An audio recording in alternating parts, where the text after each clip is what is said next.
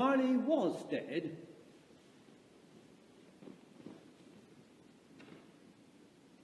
to begin with, there is no doubt whatever about that. The register of his burial was signed by the clergyman, the clerk, the undertaker, and the chief mourner. Scrooge signed it, and Scrooge's name was good upon change for anything he chose to put his hand to. Old Marley was as dead as a doornail. Scrooge knew he was dead? Of course he did. How could it be otherwise? Scrooge and he were partners for I don't know how many years. Scrooge was his sole executor, his sole administrator, his sole assign, his sole residuary legatee, his sole friend, his sole mourner. Scrooge never painted out old Marley's name, however. There it yet stood years afterwards above the warehouse door, Scrooge and Marley. The firm was known as Scrooge and Marley. Sometimes people new to the business called Scrooge Scrooge, and sometimes Marley. He answered to both names. It was all the same to him. Oh, but he was a tight-fisted hand at the grindstone, was Scrooge. A squeezing, wrenching, grasping, scraping, clutching, covetous old sinner. External heat and cold had little influence on him. No warmth could warm, no cold could chill him. No wind that blew was bitter than he. No falling snow was more intent upon its purpose. No pelting rain less open to entreaty. Foul weather didn't know where to have him. The heaviest rain and snow and hail and sleet could boast of the advantage over him in only one respect. They often came down handsomely, and Scrooge never did. Nobody ever stopped him in the street to say with gladsome looks, "My dear Scrooge, how are you? When will you come to see me?" No beggars implored him to bestow a little trifle. No children asked him what it was o'clock. No man or woman ever once in all his life inquired the way to such and such a place of Scrooge. Even the blind men's dogs appeared to know him, and when they saw him coming on, would tug their owners into doorways and up courts, and then would wag their tails as though they said, "No eye at all is better than an evil eye, dark master." But what did Scrooge care?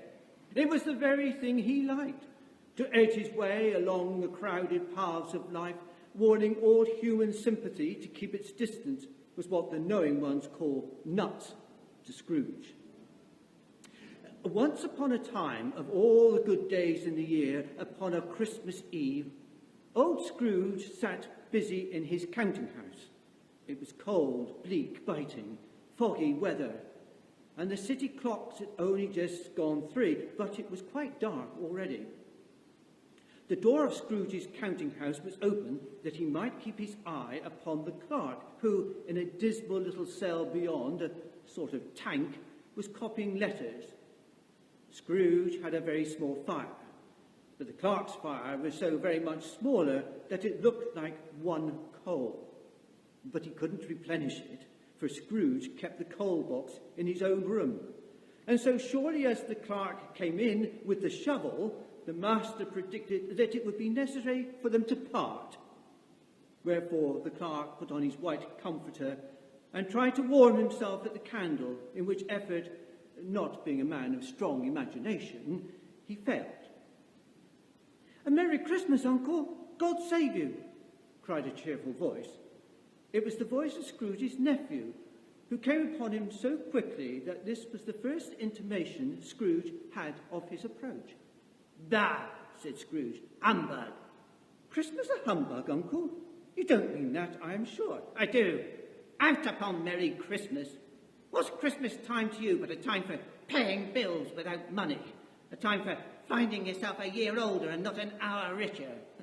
A time for balancing your books and having every item in them through a round dozen of months presented dead against you? If I had my will, every idiot who goes about with Merry Christmas on his lips should be boiled with his own pudding and buried with a stake of holly through his heart, he should." "Uncle!" "Nephew, keep Christmas in your own way and let me keep it in mine." "Keep it but you don't keep it. Let me leave it alone, then. Much good may it do you. Much good it has ever done you. Well, there are many things from which I might have derived good, by which I have not profited, I dare say Christmas among the rest. But I'm sure I have always thought of Christmas time, when it has come round, apart from the veneration due to its sacred origin, if anything belonging to it can be apart from that, as a good time, a kind, forgiving, charitable, pleasant time. The only time I know of in the long calendar of the year when men and women seem by one consent to open their shut-up hearts freely and to think of people below them as if they really were fellow travellers to the grave and not another race of creatures bound on other journeys. And therefore, Uncle, though it has never put a scrap of gold or silver in my pocket, I believe that it has done me good and will do me good, and I say, God bless it. The clerk in the tank involuntarily applauded. Let me hear another sound from you, said Scrooge, and you'll keep your Christmas by losing your situation. You're quite a powerful speaker, sir, he added, turning to his nephew. I wonder you don't go into Parliament. Don't be angry, Uncle. Come dine with us tomorrow. Scrooge said that he would see him.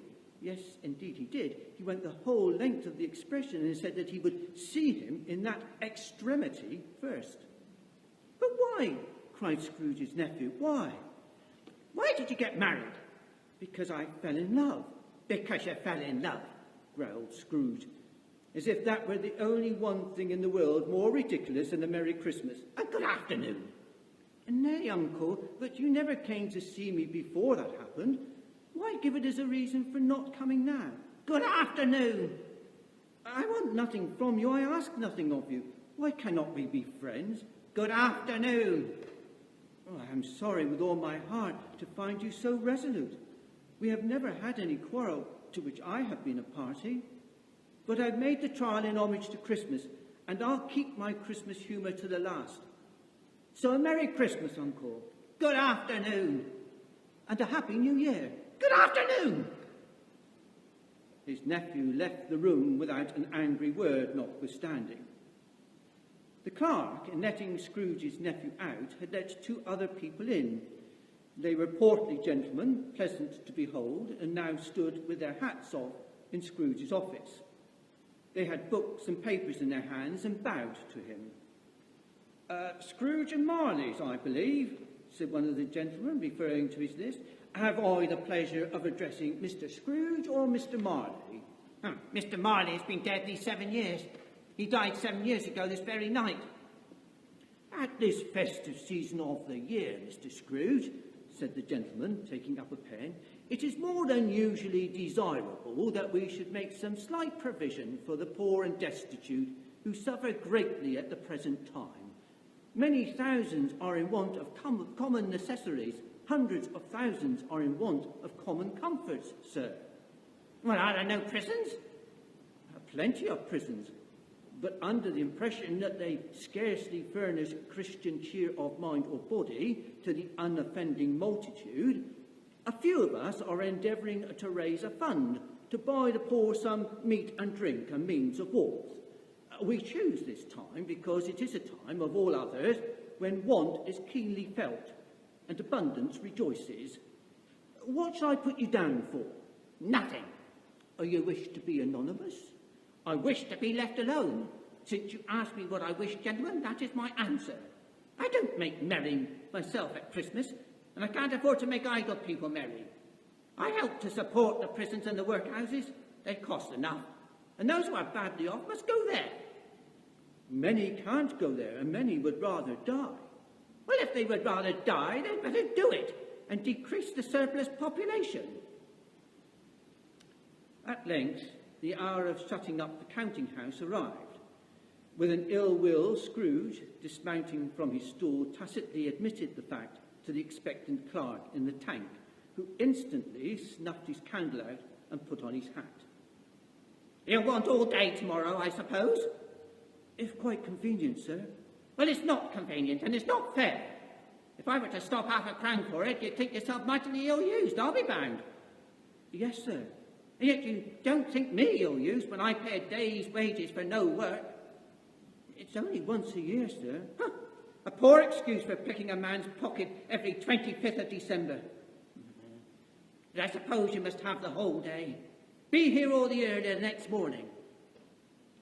The clerk promised that he would, and Scrooge walked out with a growl.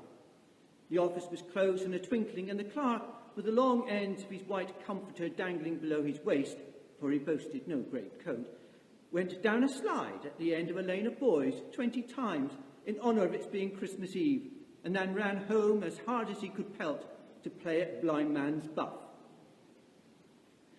Scrooge took his melancholy dinner in his usual melancholy tavern, having read all the newspapers and beguiled the rest of the evening with his banker's book, went home to bed.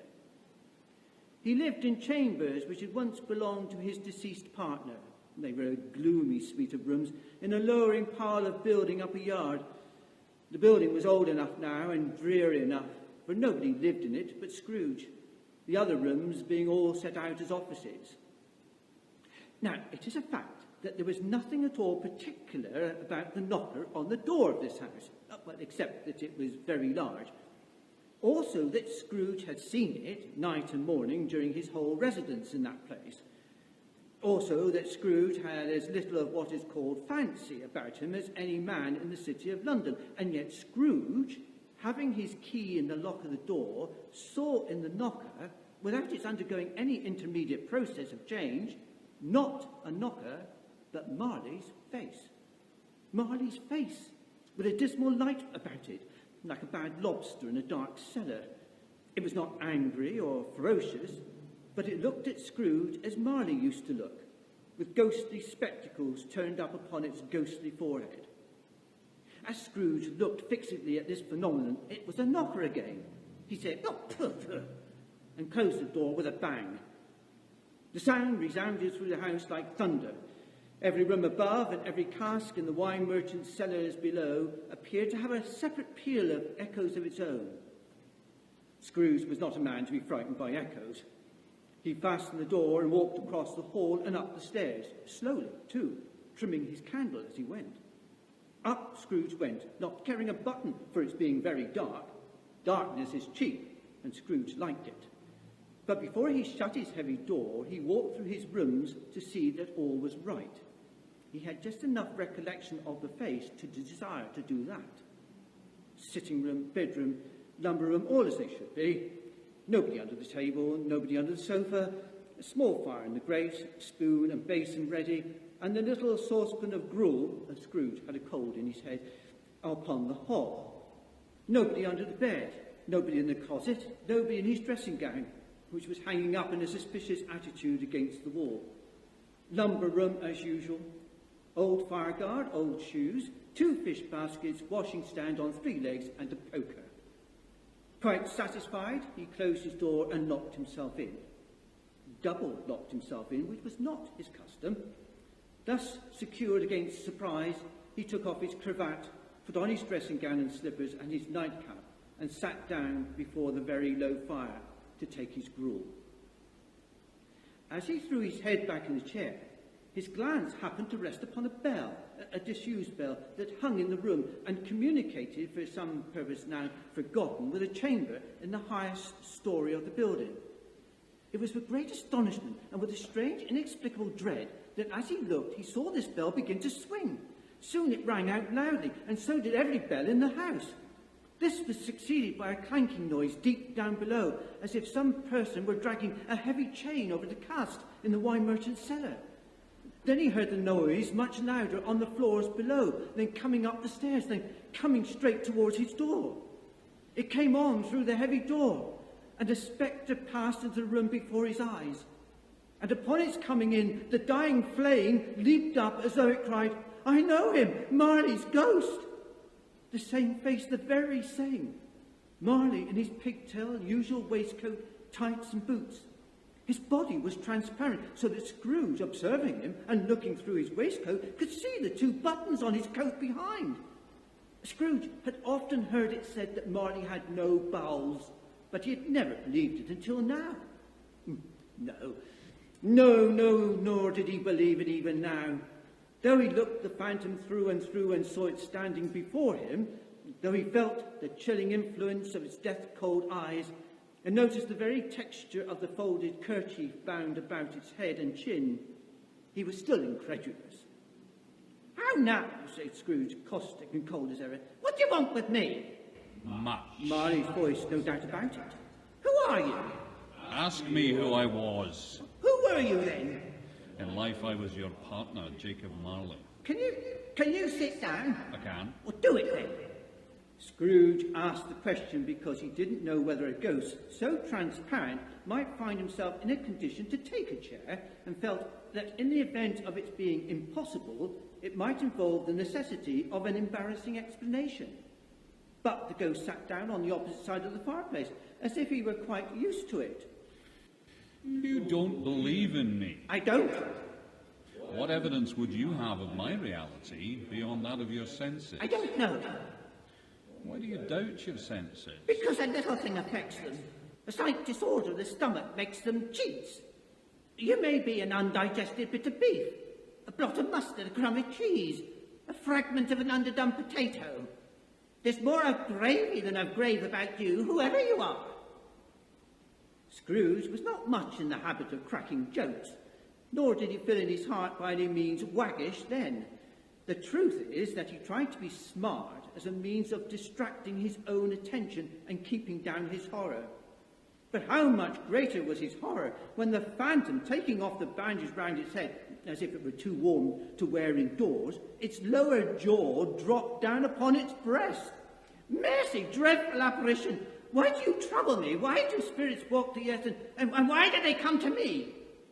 It is required of every man that the spirit within him should walk abroad amongst his fellow men and travel far and wide, and if that spirit goes not forth in life, it's condemned to do so after death. I cannot tell you all I would. A very little more is permitted to me. I cannot rest, I cannot stay, I cannot linger anywhere. My spirit never walked beyond our counting house. Mark me. In life, my spirit never roved beyond the narrow limits of our money-changing hole, and weary journeys lie before me. 7 years dead and travelling all the time? Well, you travel fast. On the wings of the wind. Well, you might have got over a great quantity of ground in 7 years. Oh, blind man, not to know that incessant ages of labour by immortal creatures for this earth must pass into eternity before the good of which is susceptible is all developed. Not to know that any Christian spirit working kindly in its little sphere, whatever it may be, will find its mortal life too short for its vast means of usefulness. Not to know that no space of regret can make amends for one's life's opportunities misused. Yet I was like this man. I once was like this man. But you were always a good man of business, Jacob, faltered Scrooge, who saw himself now begin to apply this to himself. Business? Cried the ghost, wringing his hands again. Mankind was my business. The common welfare was my business. Charity, mercy, forbearance, benevolence were all my business. The dealings of my trade were but a drop of water in the comprehensive ocean of my business. Scrooge was very much dismayed to hear the spectre going on at this rate, and began to quake exceedingly. Hear me. My time is nearly gone. I will. But don't be hard upon me. Don't be flowery, Jacob, pray. I am here tonight to warn you have yet a chance and a hope of escaping my fate. A chance and hope of my procuring Ebenezer. You were always a good friend to me. Yes, thank you. You will be haunted by 3 spirits. Is that the chance and hope you mentioned, Jacob? I think I'd rather not. Without their visits, you cannot hope to shun the path I tread. Expect the first tomorrow night, when the bell tolls 1. Expect the second on the next night at the same hour. The third upon the next night, when the last stroke of 12 has ceased to vibrate. Look to see me no more, and look that, for your own sake, You remember what's passed between us? It walked backward from him, and at every step it took, the window raised itself a little so that when the apparition reached it, it was wide open. Scrooge closed the window and examined the door by which the ghost had entered. It was double locked, as he had locked it with his own hands, and the bolts were undisturbed. Scrooge tried to say, but stopped at the first syllable, and being, from the emotion he had undergone, or the fatigues of the day, or his glimpse of the invisible world, or the dull conversation of the ghost, or the lateness of the hour, much in need of repose, he went straight to bed, without undressing, and fell asleep on the instant.